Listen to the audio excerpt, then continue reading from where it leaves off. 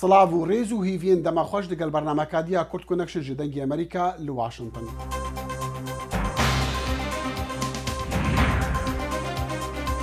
Ji bo amadekariyên rewirsimên sûdxwarina serokê nû dorûberên Kongresê bihêzên çekdar girtîne. Gelo civata sînatoran weka civata nûneran wê serok Donald Trump bo cara duê impeach bike li demê ku ew ji koşkaspî derdikeve û digel vê veguhastina siyasî li Amerîka gelo mizacê Emerîkiyan çawa ye.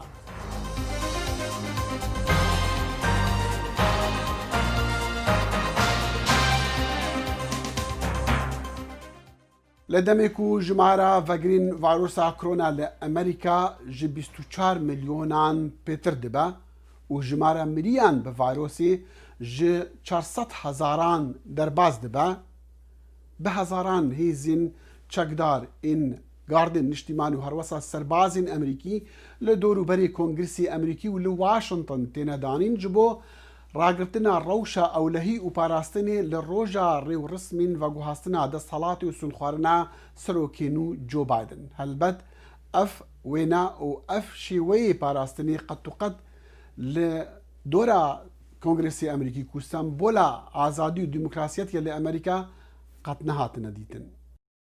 لە کارەساتی سروشتیەوە تا خۆپیشاندان و ئۆپراسیۆنە سەربازیەکان هێزەکانی پاسەوانانی نیشتمانی ئەمریکا لە بارودۆخی ناوخۆ دەرەوەدا هێزەکانیان دەجوڵێن و خۆیان ڕێک دەخەن.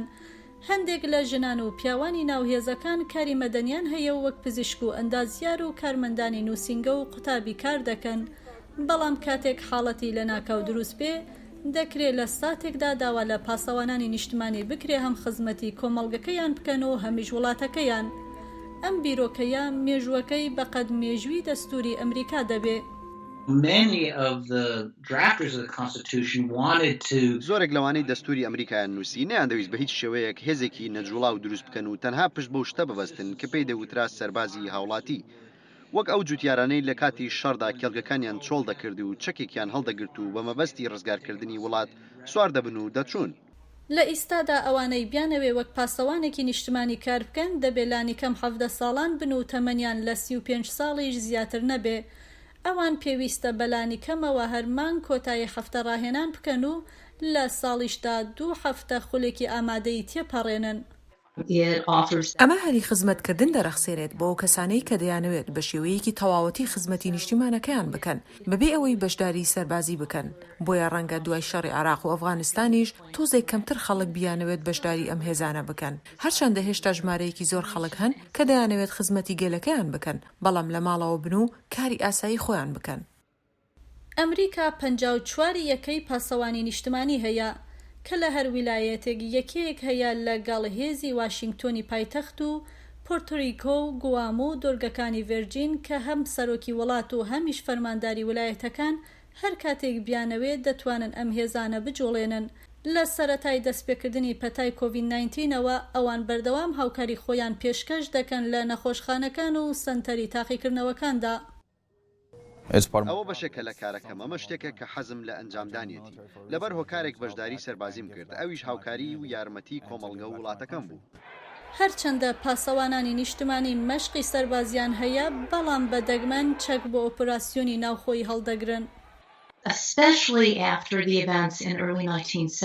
بەتایبەتی دوای ڕووداوەکانی سەرەتای ساڵی 1970 کاتێک کە پاسەوانانی نیشتیمانی چەکدار لە ژێر دەسەڵاتی پارێزگاری ویلایەتی ئۆهایۆدا تەقەیان کرد لە خۆپیشاندەران کە دژی شەڕی ڤێتنام لە زانکۆی ویلایەتی کێنت ناڕزایی خۆیان دەردەبڕی. دوای ئەو ڕووداوە گومانێکی قوڵ لای سەرکردەکانی پاسەوانی نیشتیمانی و وەزارەتی بەرگری دروست بوو سەبارەت بەوەی کە یەکەکانی پاسەوانانی نیشتیمانی ئەمریکا چەکیان پێبێت. لە 6 مانگی یەکدا هێزەکانی پاسەوانانی نیشتمانی لە واشنگتۆنی پایتەخت جوڵان پاش ئەوەی لایەنگرانی ترامپ هێرشیان کردە سەر کۆنگرێسی ئەمریکا. لەو کاتەوە پێنتاگۆن ڕایگەیاندووە بەلانی کەمەوە 15,000 پاسەوانی نیشتمانی چەکدار لە دۆروبەری ناوچەی کۆنگرێسی ئەمریکا وەک پشتیوانی ئەمنی تا 20 مانگی یەک کە ڕۆژی سوێند خواردنی یاسایی سەرۆکی هەڵبژێردرا و جۆ بایدنە ئاسایشی وڵاتەکە دابین دەکەن. لە دەمێک و سەرۆکی نو جۆ بایدن بکەوە کۆشکاسپی پرسیارە مەزن لە ئەمریکا تێکردن ئەوە گەلۆ جڤاتە سیناتۆرین ئەمریکی وێ سەرۆک دۆنالد ترامپ ئیمپیچ بکەوە کە چاوە جڤاتە نوێنەران کری هەلبەتە لە هەفتیا بۆری مەدی جڤاتە نوێنەران دۆنالد ترامپ ئیمپیچ کرد و تاوانبار کرد لێ قۆناغا تێ هەلبەتە وێ جڤاتە سیناتۆران دابان گەلۆ جڤات وی پرۆسی دەست پێکە کو بشیوەیە دادگەهکردنیە و وێ بڕیارێ بدا کانێ سەرۆک بێ ئیمپیچکردن لە دەمێک و ئەو دکۆشکاسپی دەنەمایە. هێزên Evlekariya Niştimanî li paytexta Washington hewl didin ku roja sonxwarina Joe Bidenê wekî serokê çil û şeşem bi aramî birêve biçe. Merasîma sonxwarinê ji ber pandemî hat guhertin û wê pirtir were snordarkirin ji ber tundîtujiya şeşê meha li Kongresê. Tîma Bidenê dibêje wê roja sonxwarinê peyama xurtbûyîna demokrasiya Amerîkayê ji Amerîkiyan û cîhanê re bişîne. Em li benda serokê hilbijartî Joe Biden'ın ku ew di nîvroya bîstê meha yekê de destê bide ser İncîlê. Serok Donald Trump plana beşdarbûna sonxwarina Bidenê nake ku ev dibe yekem serok di dîroka nûjenî Amerîkayê de ku beşdarî sonxwarinê nabe. Li şûnavî Trump plana merasimekî li balafirgeha Andrewsê eyaleta Marylandê bike ku beriya cara dawî bi firoka Air Force hele Palm Beachê Floridayê. Trump li gor nawenda lêkolînê ya Pew bi rejeya ji sedî bîst û neh ya pesendkirina karê wî ji qesraspî derdikeve ku ev rejeya herî kêm di navbera hemû serokan de. Li seransêr Amerîkayê hemû avahiyên Kongresên eyaletan de evlehî hatiye stendin ji ber ku xwepeşandaran bi nevayî îddia dikin ku hilbijartina sisiyê meha mijdarê ji Trump hatiye dizîn. بێگومان ez xemgînim ku em keftîne di vî halî ku em bi naçarî benda danîn ji ber ew kesên nizanin Amerîka kiye û êrişa dîmokrasiya me dikin. Ew bend û ew tişte li dijî kesên wekû min in ji ber ku îyaleta vir fam dike ku piraniya xelkê bawer nake ew helbijartina rewa bûn.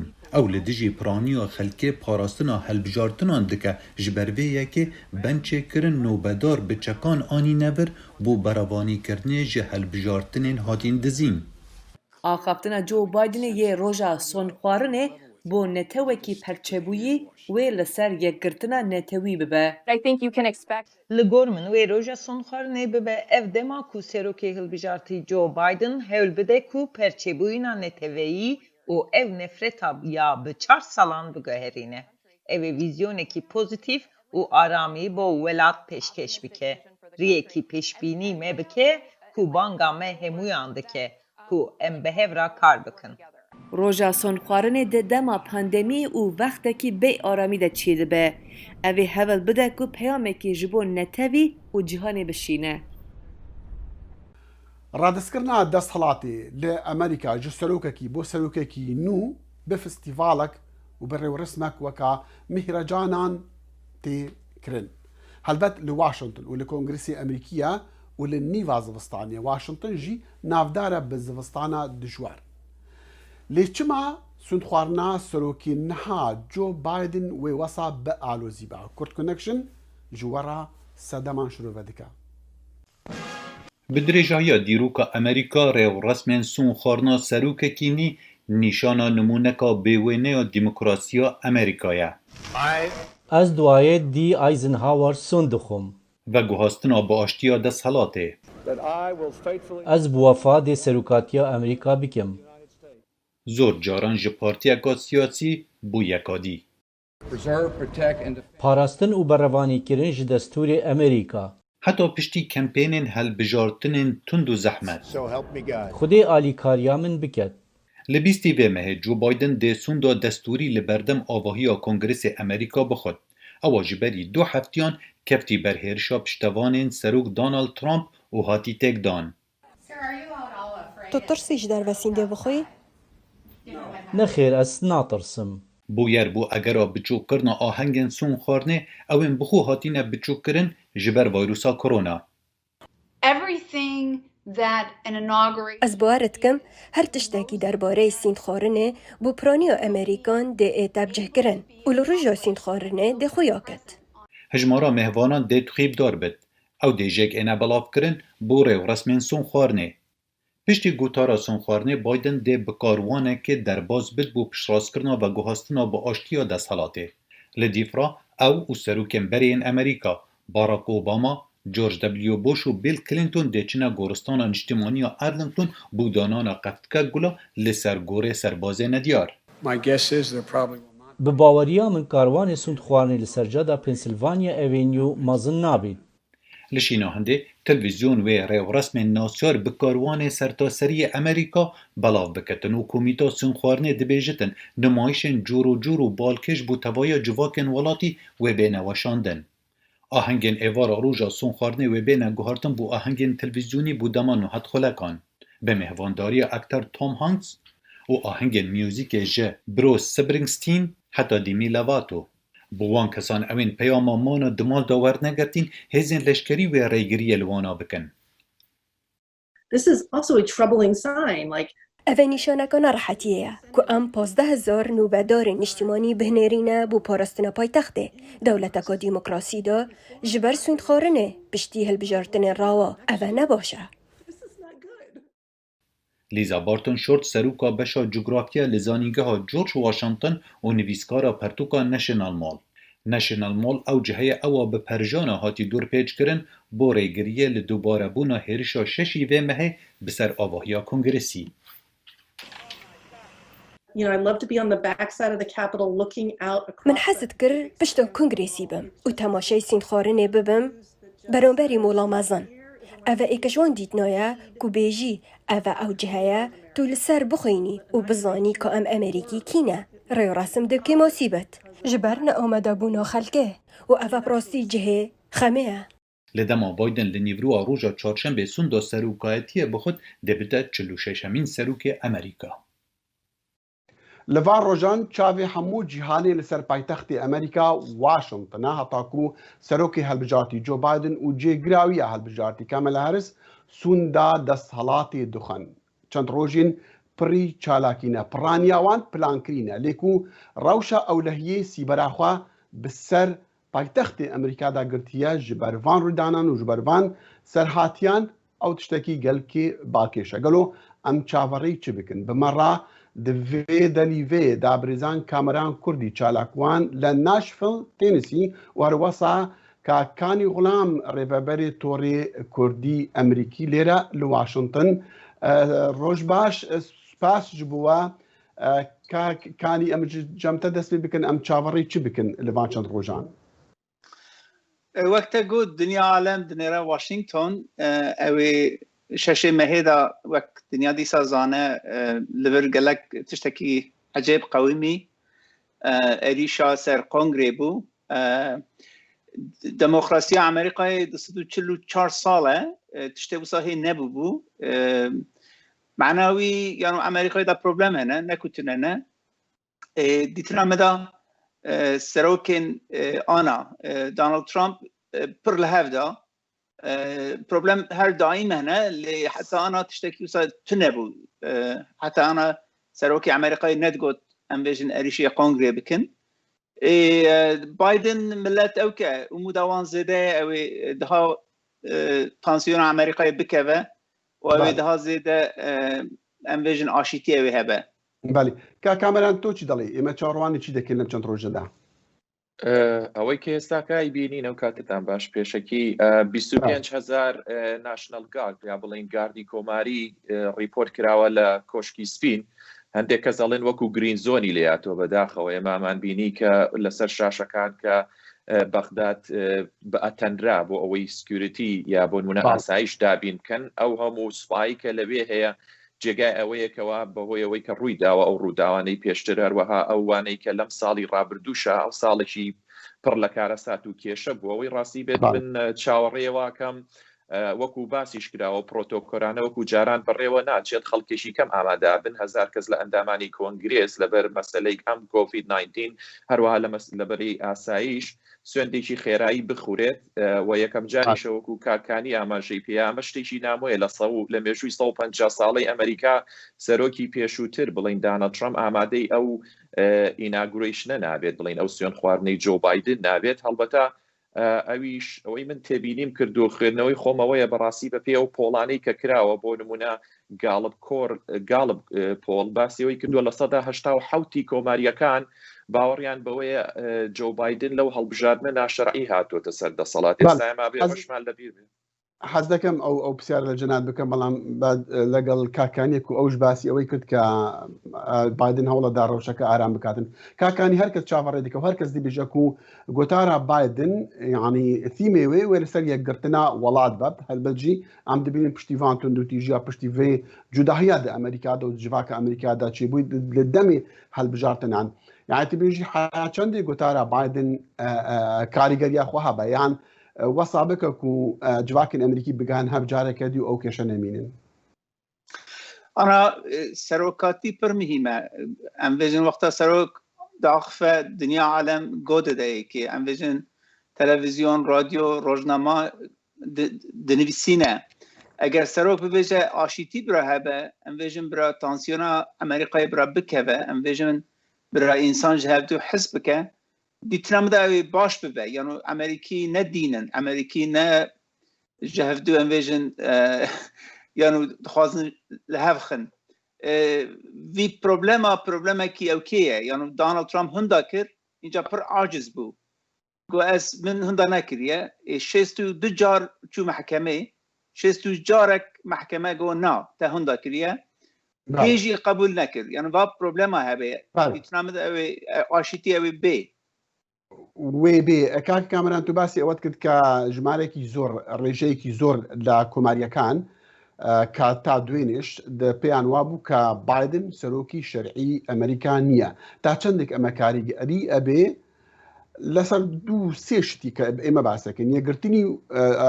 کۆمەلگاکانی ئەمریکایی و 4 ساڵی حکومڕانی لە ئەمریکا تا چەندێک ئەمە خراپ ئەبێ لەسەر ئەم شتەی کە تۆ باسەکەی خۆی خۆتەزانی کاک دەخیل لە ئێمە لە وڵاتێکی دیموکراسی ئاژین وە سیاست خۆی بەشێکی گرنگی بریتیە لە متمانە و سیخاوی کە پێڵێن ترست ئەگەر بۆ منە هاوڵاتیان سیقە و متمانەیان نەبێ بە دەسەڵاتەکەیان بە تایبەتی ئیدارەیەکی نوێکەیەت ئەمە بۆ خۆی کێشە دروست دەکات لەوەی کە بۆ نمونە باوەڕیان پێی بێ و کردارەکان و شوێنکەوتیان هەبێت من لەو باوەڕەدام هەمووشمان لەو ڕاستیە حقیقەتا زانین ئەمریکا لە قوڵاییەکی جیاوازیەوەی کە پێڵێن دیڤژن یعنی بەڕاستی جیاکاریەکی زۆر زۆر گەورە هەیە وای لە هاتۆ خەریکە ئاگەڕینەوە بۆ دوای سیڤڵ وۆر ساڵەکانی 1860 کە لە بینی باکوور و باشوورە بەداخەوە ئێستاکە ڕێد سەیت و بلو ستەیتەکانمان هەیە کە دابەش بوون ئەو کێشە و ناکۆشیە زۆر زۆر قوڵ بۆتەوە وە قوڵتریش ئەبێتەوە لەمە دووە خەڵکێکی زۆر هەیە باسیەوەکەن بەڕاستی بۆ نمونە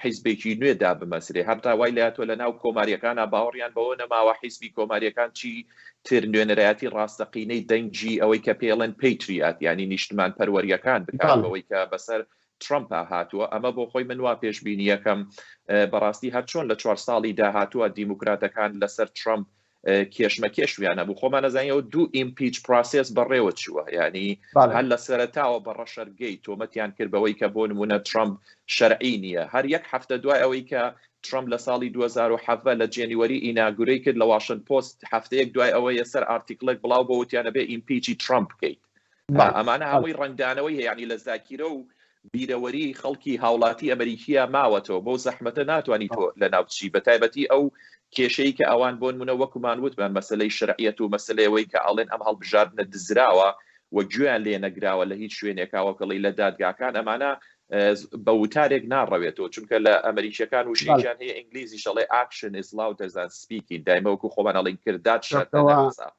بەڵێ وایە کاک کانیایی تبێژی ئەو بابەتێک و کاک کامەران بەحس دەکاتن و لە دەستپێکە هاتنە ترامپ بەری 4 ساڵان دموکراتان هەرتم هەوڵ دەدا کو وینا دەسەڵاتی دەرخن یعنی ئەڤەیە ببە سەدەمی هەندێک و کۆماریژی بە هەمان شێوە وەک دەبێژی تۆلاخواش دموکراتان ڤەکن تایبەتجی وەکو ئەم دەبینن و ژمارەکە مەزن ئا کۆماریان حیانەها پێناسینی ناکرد و بایدن سەرۆکی ڕەوایە ئەمریکایە ئانا دیتنامەدا پرۆبلەمێکی دنێ هەیە لە ئەوژی حجمارە سپیا لە ئەمریکای زێدە نابە ئەوقەس حجمارە ڕەشا هیسپانیا دەها زوو زێدە دەبە ئەم بێژن لە تەکساسێ 2019 ده کسی که دکاری بون نو بکاربن انویژن رای خود بدن یک سپی بو نه 7 هیسپانی بون انویژن رشی هبون لی زیده هیسپانی بون ای سپی دترسن دیویژن ولاد جدست مادره دونالد ترامپ دوید يعني بترسن انا حكومات اوكي يعني حكومات انفيجن دخوازه لازمه تبا بباريزه رشي هسبانيجي سبيجي اگر سروكي حكومات فيجا استنج سبيا حستكم اج رشا حسناكم اج هسبانيا حسناكم وي وقت ترستك اوكي ترستك يعني دولتي ديتنا مدا في بروبلم ده هم مزنه او يك اددو يعني انا بايدن اوكي يعني 36 سال لسناتوي دا کار کرد سروکی کمیسیونا دادگاهی بود سروکی کمیسیونا خباتا دربای ولات بود مندین درفین امریکا بله راستا يعني تجربوی هي سیاست مدار دونالد ترامپ انسانی که اوک بود متعهد بود تجارت دکر انویژن يعني اواکی دنیای و دیتنا مدا الهف داد از دبیجم اوی اوک به امریکا يعني ده زياده اشيتيه ببينا ديتنا مدا بله كاملا لا بابتكي كانيش باس دكا سروك ترامب دوتري وبينراوك او زور پشتیوانی لسپیکان دکاتن تراديك استا باس هيا كلم چند ساعته دا سروك لي خوشبون لا چند کسيك دركا لا خلقانيك دركا ككلويتي بيش استا ياري دركاني كبيش مانجك وابو وكبلي امري سروكاتي وعفو كران بيتوايا وباسش هي استا هندي لو كسانه كوتنا ناو كونغرس وتدوتيجيان انجام داكا حتى انداماني كوماري وخلقاني نيزيكي ترامب اداني او كاري عنكرد لم چند ساعتي تشاوروان دكري كسلوك دونالد ترامب لي خوشبون نوعا بكاتن وامري سلوكاتي مزاكتا چندك اما چاوەڕوان کراوە ئەمە تا چەندێک وەکو بڵێ خراپە بۆ کۆماریەکان بەگشتی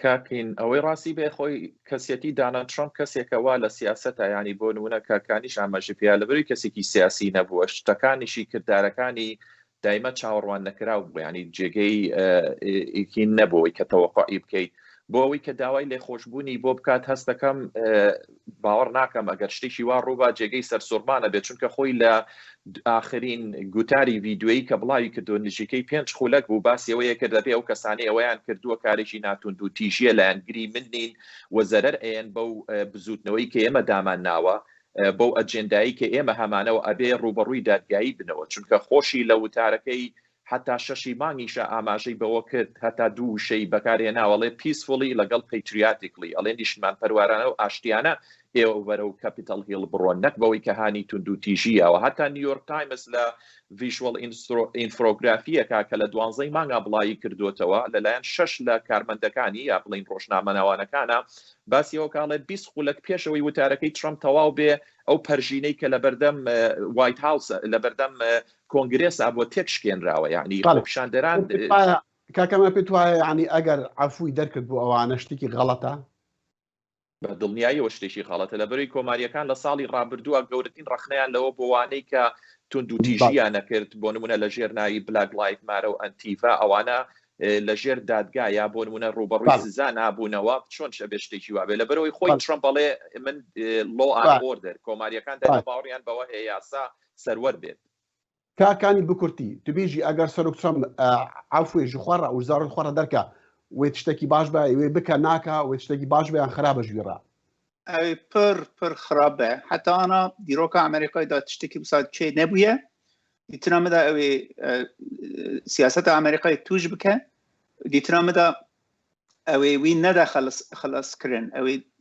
ئیحتیمال هەیە هەرە حەبسێژی 5 کەس هات کوشتن وی نەگۆتە هەرن عێریشی قۆنگرێ بکە بان شخصا ئەنا ساغ بوونا بەرحال ئەمێ ڤان داونساندنی خوا بوەڕە بەردەوام بکەن تایبەت ڤان ڕۆژان و چەند ڕۆژێن پشتی سوند خواردنێکی دیسان پرچالاکی و پر ڕوودان لە واشنگتن دەبن کانی غڵام ڕێڤەبەری تۆڕی کوردی ئەمریکی لێرە لە واشنگتن و کامەران کوردی چالاکوانی کورد لە ناشڤیل تەنسی سوپاس ji بۆ هەردووە سپاس بۆ وەش ڕاستە گەلێک ئەمریکی ئامادەی و ڕێوڕسمین سونخواردنە سەرۆکی هەڵبژاردی جۆ بایدن و جێگراوی کەمەلە هەرس نابن لە ڕۆژە چارشەموێ لێرە لە واشنگتن لێ بە هەموو پیڤانان ئەو وێ ڕۆژەکە دیرۆکی بە وێ جودا بە ji tevaya rêwrismên ku hatin kirin li dîroka Amerîkada ji ber wê tundûtîjiya ku berî 10 heftiyan di Kongrêsê da hatî encamdan dema piştevanên Serok Donald Trump ketîn nav Kongrêsê ji bo ragirtina proseyê pesendkirina serkeftina Joe Biden. Gelo mûdê Emerîkiyan mezacê Emerîkiyan li vê rojê çawaye ku bi milyonan li pêş televizyonan wê berê xwe bidin van rêwrisma. Piştî hêrişa vêdimahiyê bi ser Kongrêsê Amerîka ji laya alîgirên Trumpî ve û taziya polîsekê Kongrêsê û mirina 4 kesên dî di vê hêrişê da nûke parastineka bihêz ji bo roja sîndxwarina Bidenê li bîstî heyvê û her wisa duyemîn Kongrês ji bo impîçkirina Trumpî dihête danan. Gelek xelkê alîgirên Trump hene. Ew ji zirketan hartirin. Ew me tirsîdarin. Ez bawer nakim ew rawestin. Di nava gefên berdewamên zûrdariyê da jinek li siyara ya bixeme. Ez berdewam dibêjim ku ev e serokekî jîr e. Me besta min ku ev e bitinê destpêka rêveberiya wî ye. Koçberekê Cuba li Miami yê bixeme ji siyasetên Bidenî yên pêşvaro. Ez pêşbîniya karasatên aborî, siyasî û civakî dikim. Ji ber ku ew sosyalîst e. Lê nîşta cihekê diyê Miami dibêjît ku her çavabî divê tirez li serokî vedegirtin û ew hêvî diket ku Biden yê serkeftî bît. Ez hêvî dikim ku ew gelekê baş bît. Ew noke serokê me ye. Ji ber hindê ka çawa min rêz li Serok Trump digirt, ez wisa rêzê li Joe Biden digirim. Ez hêvî dikim ew Amerîka ser bêxît. Her wisa jineka dî jî ya hîvî ye. Ez gelek keyfxweşim. Ez hezr dikim ku dê guhurînê gelek mezin çêbin. Li Santa Monica, Kaliforniya zalamek banga Bidenî diket ku pirsgirêkên welatî çareser biket. Yekê vayros e. Divêt em karekî gelek çêtir bikin. Em neşin her li ser baxivîn. Divê em tiştekî bikin. Ew dê tiştekî ji bo vê yekê ket. Li zalamê dî dibêjin pêdiviya ku Biden evan cudahiyên siyasî derbas biket. Ez hêvî dikim Biden bişêt vî welatê bikete yek. Ez hêvî dikim ev e gelek e. Ez bêjim tu dişê bêjiyê cudakirina siyasî. Ev e geleka dijwar e. Di nava gefên tundûtîjiya Washingtona paytext û li hemî welatî moralên xelkî dabezîne. Ev e tevlihevî ye. Ez nizam ew ê çawa wê çêkin. Ez hêvî dikim ku ew bikarin we bikin. Berî roja ku caran pîrozbahî hebûn, xelek bi tirs caverêne. Belê temaşevanên hêja evûn babetên me nivê carî yên Kurd Connection ku taybet bûn bi roja veguhastina desthelata Serokê Amerîka. Heta careke dî digihîneyek di bernameka diya Kurd Connection da ev e dexîlê şemoya hêviya xweşî û şadiyan ji we re dike. Bidwe.